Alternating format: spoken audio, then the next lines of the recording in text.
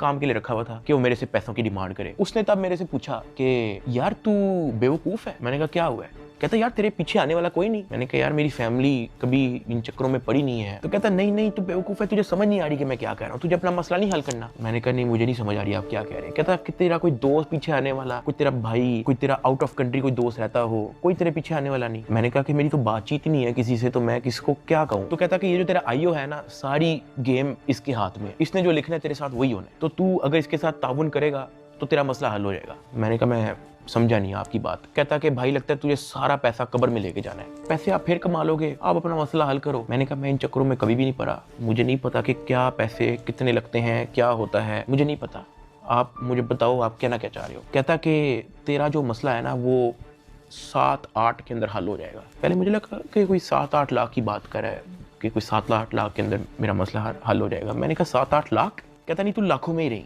मैंने कहा 7-8 करोड़?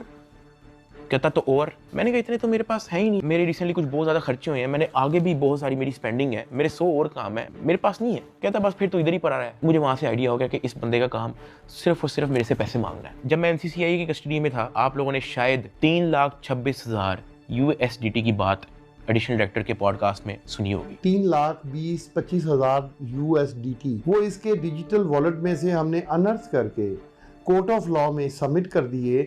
हमने इसके डिजिटल वॉलेट में से वो अपने वॉलेट में जो सरकार का होता है उसमें अनर्थ करके प्रॉपर उसको फर्द मकबूजगी बनाकर कर दिया। ये बहुत बड़ी अचीवमेंट है। उन्होंने दर्जनों पॉडकास्ट दे के ये बताया कि 3,26,000 USDT जो है वो हमने इससे बरामद कर लिए हैं। अब मैं आपको उसकी असल स्टोरी बताता हूँ कि वो क्या है। हवाला से मुझे इन्वेस्टिगेशन के लिए लेके जाते हैं कोई शाम के 7 बजे के करीब। आइयो मुझे कहता है कि अपना बाइनेंस का अकाउंट खोल। मैं अकाउंट खोल देता हूँ। मेरे अकाउंट के अंदर कुछ ट्रेड चल रही होती हैं जो मेरी सारी लॉस पे गई होती हैं, क्योंकि उस दौरान बिटकॉइन नीचे गया हुआ था। वो सारी ट्रेड मेरी लॉस में क्लोज करता है, मेरी फ्यूचर्स की ट्रेड सारी लॉस में क्लोज करता है, मेरा पर्सनल नुकसान करता है। सारे टोकन जो मेरे पास डॉज, बिटकॉइन, इथेरियम, मेरे पास दर्जनों टोकन और पड़े हुए थे, वो सारे क्लोज करके उसको USDT में खुद कन्वर्ट करता है और वो कहता है कि ये USDT ट्रांसफर कर। मैंने कहा सर इसकी क्या वजह है, आपने मेरा पर्सनल लॉस भी कर दिया है। कहता है कि तुझे अपना मसला हल करना है या नहीं करना। मैंने कहा कि सर लेकिन ये 3,26,000 USDT आपने ट्रांसफर क्यों करना है? जो भी आपकी इन्वेस्टिगेशन है आपके सामने, अकाउंट मैंने आपको दे दिया, उसका जीमेल मैंने आपको दे दिया, पासवर्ड मैंने आपको दे दिया, आपने ट्रांसफर इसको क्यों करना है? कहता है तुझे जितना कह रहे हैं उतना कर।